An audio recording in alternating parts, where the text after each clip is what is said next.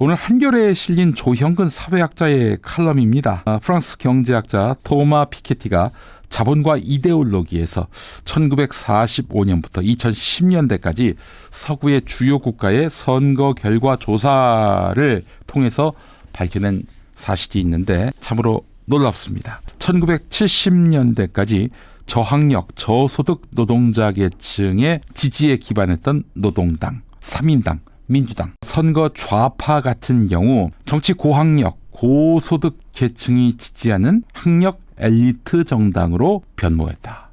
과거에는 서민, 노동자 정당이 이제는 정치 고학력, 고소득 계층이 지지하는 엘리트 정당으로 바뀌었다는 거예요. 1980에서 1990년대를 거치면서 이들은 좌파가 우파보다 더 경쟁력이 있다며 세계화를 주도하고 노동시장 유연화에 동조했습니다. 이른바 신자유주의로 가는 길을 닦았다 이 이야기죠. 이 과거에 노동자 서민의 당이었던 당이 엘리트 당으로 바뀌면서 신자유주의의 길을 닦았다. 예.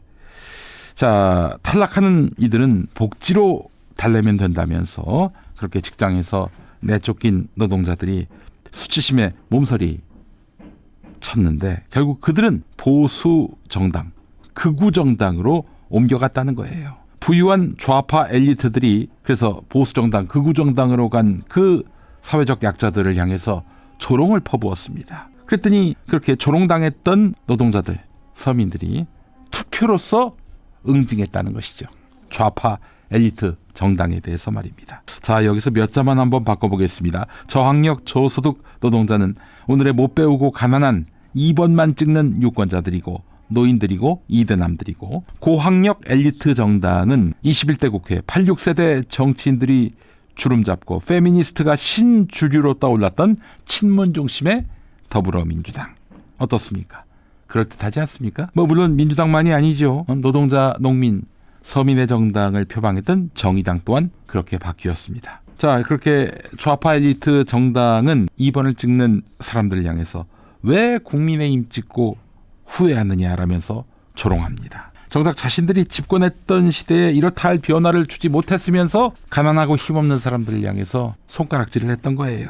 조형근 사회학자의 말을 또 들어보겠습니다. 미국의 파이낸셜 타임스에 따르면 이번 미국 대통령 선거에서 고소득층은 민주당을, 저소득층은 공화당을 지지했다. 버니 샌더스 상원 의원은 노동계급을 버린 민주당을 노동계급이 버렸다는 것이 그리 놀라운 일인가? 네, 이번 대선을 두고, 미국 대선을 두고 백인 저소득층의 반란이라고들 이야기 많이 합니다. 이선옥 작가가 며칠 전 정규제 TV에 나가서 한 말이 있습니다. 들어보시죠. 제가 아까 약자의 게임이라고 했잖아요. 예. 정체성 정치를 비판하면서 누구보다도 정체성 정치를 잘 활용해서 이긴 거예요.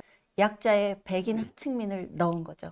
그동안 백인은 좌파 이데올로기 안에서, PC주의 안에서 백인은 네. 늘상 강자, 기득권, 최고 가해자 이런 지위를 차지하고 있었잖아요. 네.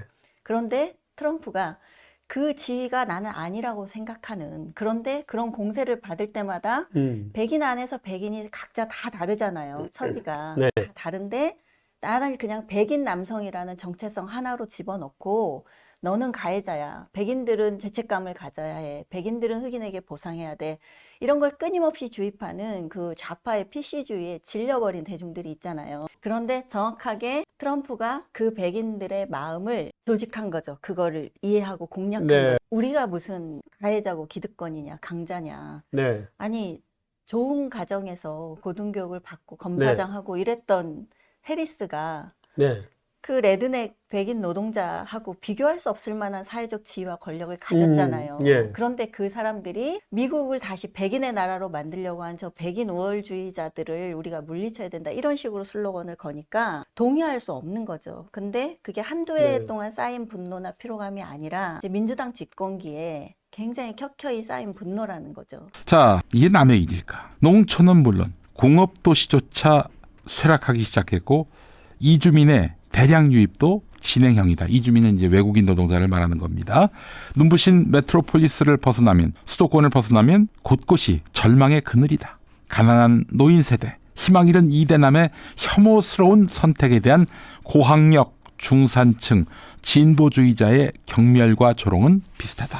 네, 바로 방금 제가 소개해드렸던 사회학자 조형근님의 한겨레 기고문 중에 또 일부였습니다. 아니, 내 안에서 원인을 찾지 못하고 국민의힘 찍은 사람들만 손가락질해서는 손가락질 당한 사람들의 마음을 얻을 수가 없습니다. 손가락질 당했는데 내가 생각을 잘못했구나. 다시 성찰해야지.